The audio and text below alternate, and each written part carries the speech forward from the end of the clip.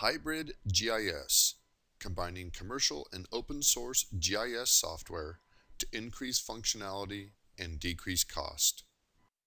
For purposes of this presentation, we're going to suggest there are two flavors of GIS: commercial off-the-shelf GIS software like Esri, MapInfo, and Intergraph, and then free and open source GIS software.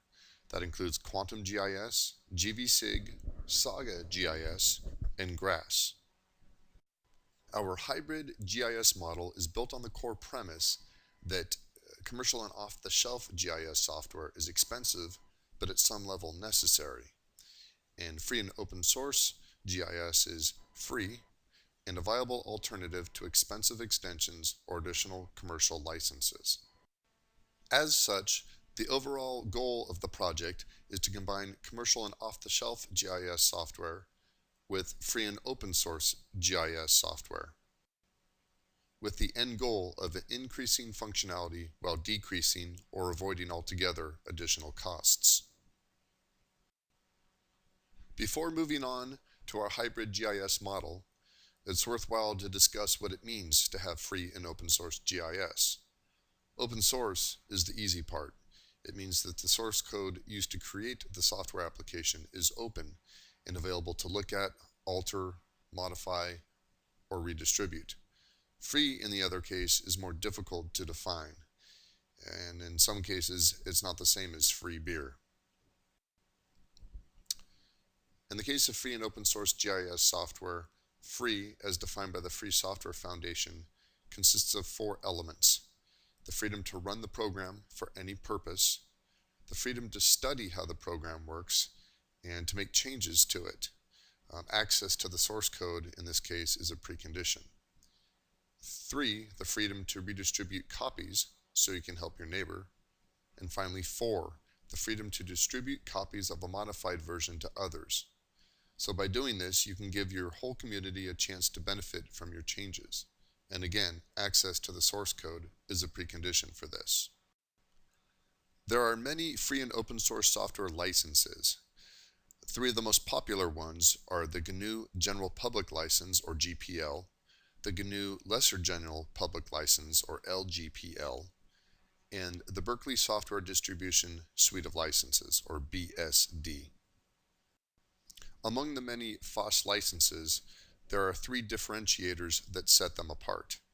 One is the ability to mix free and open source software with proprietary software, the ability to keep changes to the source code private, otherwise removing it from the open source chain, and the ability to release changes to the source under a different license. To understand the differences between these 3 licenses, we've created this matrix.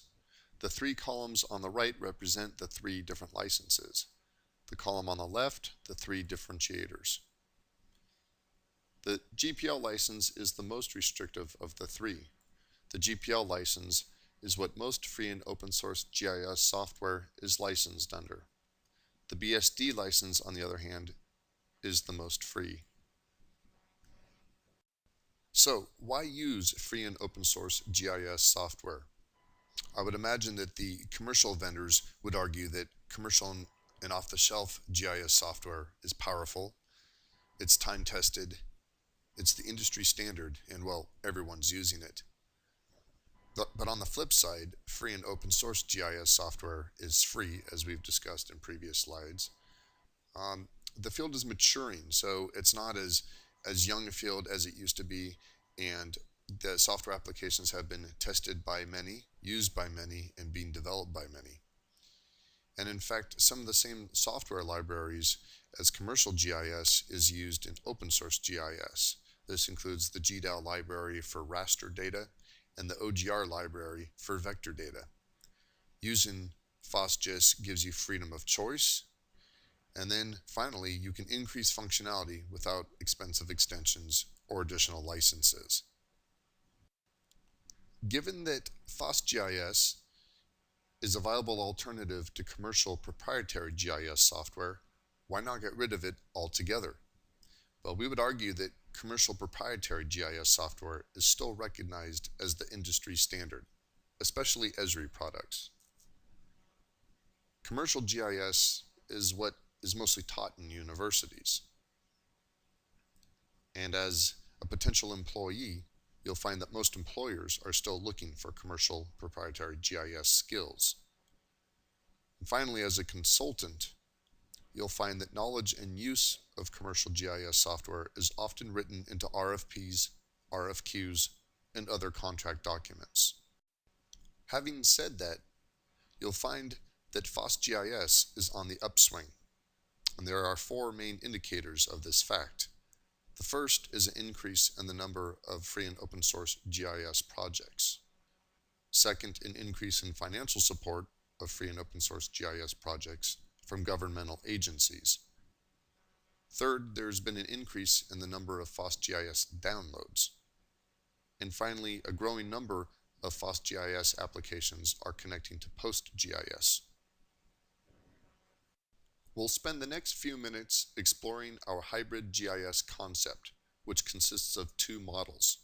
The first, using free and open source GIS software to expand the functionality of desktop commercial GIS applications without incurring the cost of additional extensions.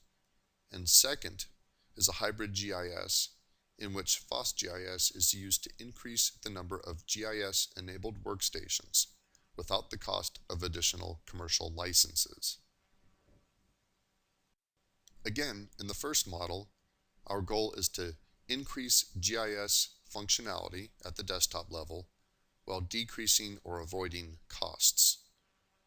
The concept is simple: to maintain a single commercial GIS license for basic spatial analysis, queries, map production, and for sharing proprietary file formats like MXD or map files or layer files. And then employ FOSGIS for more advanced spatial analysis, such as interpolation, grid analysis, network analysis, etc. As a sideline, using the GRASS plugin with Quantum GIS, it's been found that it's just as powerful for analysis as ArcInfo. So, to give you an idea of a sample workflow that involves using commercial and open source GIS software, we've set up this slide. What we typically do is in ArcView, we do our map layout, assemble base data, and then sometimes do our data clipping. We'll then take a shapefile or the data that we've clipped in ArcView and import it into our open source GIS software. In this case, in the middle there, you'll see GIS, the free and open source GIS software Saga in use, where we can do spatial analysis, create grids, and then run train analysis tools to generate common layers like hillshades, slope, and aspect. When these analyses are complete, we then export these rasters to Esri compatible formats, such as GeoTIFFs or ArcInfo grids, and then they are brought back into ArcView. As you can see, workflow between the 2 applications follows a simple framework. By using industry standard file formats like shapefiles, grids, and TIFFs, you can seamlessly share datasets between commercial off-the-shelf GIS software and free and open source GIS software. A well-equipped PC can handle having ArcView and Quantum GIS or Saga open at the same time. This way, you don't have to close ArcView to open Saga and then close Saga to open ArcView back again. You can keep them both open at the same time and swap data back and forth. In this sense, our goal has been attained. We have increased functionality while decreasing or avoiding costs. Where this really gets interesting is when you start to compare the costs between using an Esri-centric setup, shown here at the top, and then our hybrid GIS model here at the bottom. For the Esri setup, you'll spend $1,500 for ArcMap and $2,500 for Spatial Analyst, for a total of $4,000.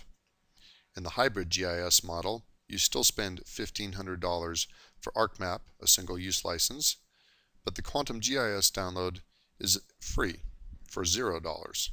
We've thrown in $450 for a Quantum GIS training for one user to get up to speed quickly on its use. So the first year purchase costs are $4,000 for the Esri-centric setup and $1,950 for the hybrid GIS model, both with similar functionality. Annual maintenance fees are $1,000 for the Esri-centric setup after the first year, and $400 for the hybrid GIS model after the first year. After 5 years, you will have spent $8,000 on the Esri-centric setup versus $3,550 for the hybrid GIS model, at an annualized cost of $1,600 again for the Esri-centric setup, or $710 for the hybrid GIS model. Our second hybrid GIS model is just as simple. The overall goal involves increasing the number of GIS workstations while decreasing cost. It involves maintaining a single-use commercial GIS license to power a shared workstation. This workstation is often used by a GIS manager or anyone who needs to create an MXD or layer file to send to the outside world. The concept involves creating additional GIS workstations that are powered by free and open source GIS software. These are frequently used by technicians or analysts who are creating or digitizing data, converting data, and doing spatial analysis. Cost savings for this hybrid GIS model are similar to the earlier one. In this case, one would have to buy 3 ArcMap single-use licenses for a total cost of $4,500. Now with our hybrid GIS model, one would have to buy a single ArcView GIS license for one workstation, and the other 2 workstations could be powered by Quantum GIS. And we've included training right here at $1,350 for 3 users to get them up to speed on Quantum GIS. Annual maintenance fees would run $1,000 for 3 ArcView licenses after the first year, or with the hybrid model would be $400 with a single ArcView license. After 5 years, the Esri-centric solution would have cost $8,500, while our hybrid model would cost roughly $4,500. Annualized costs are reduced in similar fashion, $1,700 for the Esri setup, or $890 per year for our hybrid GIS model. For those of you not familiar with free and open source GIS software, these are our 3 favorite applications. The first is Quantum GIS. It's pretty easy to learn and use. It's probably the closest thing to ArcView if you've used ArcView before. It has a huge user community. It's pretty much always under active development. It has powerful graph functionality. It will run on Windows, Mac, and Linux, and is licensed under GPL. The second is Saga GIS. It's rooted in academia, mainly German universities. It has a very scientific background, has a growing user base. It has a somewhat steeper learning curve. It will run on Windows and Linux and is licensed under GPL. The third here is GVSIG. It was a project started by the Spanish government. It too is fairly easy to learn and use, but probably not as easy as Quantum GIS. It has hundreds of spatial algorithms and tools, some of them based off of Saga. It too has graph functionality. It will run on Windows, Mac, and Linux, and is licensed under GPL. Thanks for watching this presentation. If you have any other questions or want to inquire about free and open source GIS training, feel free to contact us.